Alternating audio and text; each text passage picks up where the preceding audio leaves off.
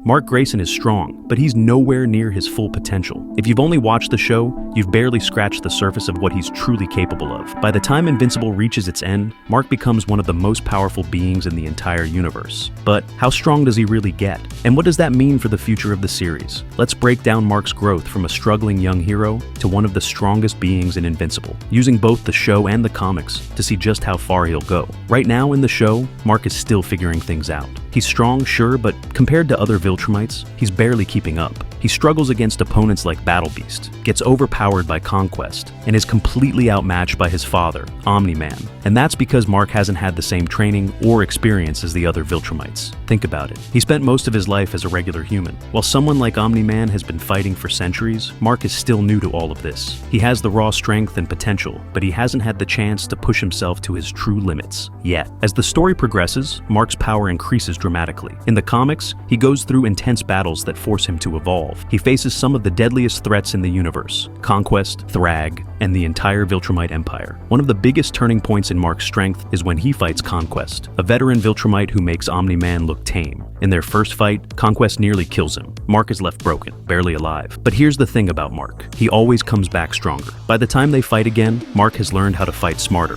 how to adapt, and most importantly, how to stop holding back. This is when he really starts tapping into the full potential of his Viltrumite blood. Now, if we're talking about the strongest version of Mark Grayson, we have to talk about his battle with Thragg, the most powerful Viltrumite in history. Thragg isn't just stronger than Mark, he's faster, more skilled, and far more experienced. Their battle spans entire planets. And by this point, Mark isn't just some young hero anymore. He's a warrior. He's fought in intergalactic wars, survived impossible odds, and pushed his body to limits even his father never reached. By the end of their fight, Mark is a completely different person. He's no longer the inexperienced hero trying to figure things out. He's the leader of the Viltrumites, the strongest warrior in the galaxy, and a symbol of hope for the future. So, how strong does Mark become by the end of Invincible?